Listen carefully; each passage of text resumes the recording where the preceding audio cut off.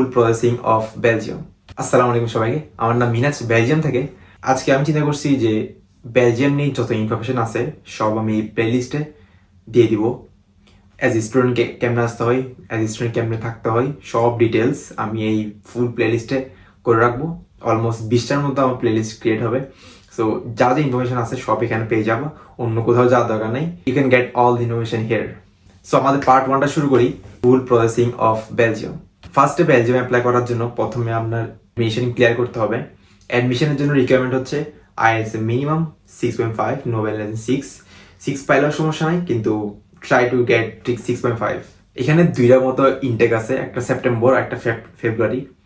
যদি আপনি September intact, যেটা অনেক বড় ইনটেক, ওইটাতে অ্যাপ্লাই করতে চান, তাহলে আপনার মার্চের 1 তারিখের আগে সব ডকুমেন্ট ক্লিয়ার করে ভার্সিটিতে অ্যাপ্লাই করতে হবে। Otherwise you can not get the intact.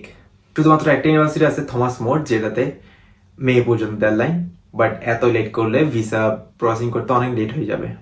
এখন আইএস মার্কটা অনেক ইউনিভার্সিটির উপর ভ্যারি করে। 6.5 is enough to get offer letter and also get a visa in Belgium. এখন এটা বলি কোন কোন ডকুমেন্ট আপনার লাগবে যখন আপনি ইউনিভার্সিটি অ্যাপ্লাই করবেন। এই ইনফরমেশন আমি পার্ট 9-এ দিয়ে দিব। Make sure you check that one. এখন আসি বাজেট কত লাগতে পারে। ব্যাচেলার্সের জন্য অলমোস্ট 25 লাখ টাকার মতো লাগতে পারে, অ্যান্ড যদি মাস্টার্স হয়, ডিপেন্ডিং অন ইউর সাবজেক্ট, হয়তো পারে এটা 19 লাখ বা 20 লাখের মতো। টিউশন ফি রিলেটেড সব ইনফরমেশন আমি পার্ট 10-এ দিয়ে দেবো। Make sure you check that one as well. Question করতে পারে, ভাই এখন একাডেমিক রেজাল্ট কিরকম হতে পারে? ট্রাই করো মোর দেন 50% যাতে থাকে, অ্যাটলিস্ট ওরা যাতে দেখে যে তোমার মধ্যে কিছু একটা আছে, যে ওদের ইউনিভার্সিটি তুমি ভ্যালিউ ক্রিয়েট করবা। দেন একটা কোশ্চেন, যেটা সবচেয়ে বড় কোশ্চেন, যে ভাই ফাইল সাবমিট কোথায় করবো? Yes, you have to go to India. ইন্ডিয়াতে এম্বাসি, তুমি জাস্ট বাংলাদেশে ফাইল সাবমিট করতে পারবা, কিন্তু কোশ্চেনিয়ার অ্যান্ড ইন্টারভিউ দেওয়ার জন্য তোমার যেতে হবে ইন্ডিয়াতে। অ্যান্ড তুমি যদি চাও, তুমি চাইলে ইন্ডিয়াতে গিয়েও ফাইল সাবমিট করতে পারবা, অ্যান্ড ওখানে কোশ্চেনিয়ার ফিল আপ করে ইন্টারভিউ দিয়ে তারপর আসতে পারবা। এখন বলতে পারো, ভাই ভিসা হইতে কয় মাস লাগতে পারে? Depending on your luck and your subject and also your file. ভালো মতো ফাইল গুছিয়ে দিলে ভিসা হইতে একদিনও লাগবে না, অ্যান্ড যদি না হয় তাহলে হইতে পারে এটা একদিন বা এক সপ্তাহ বা এক মাস।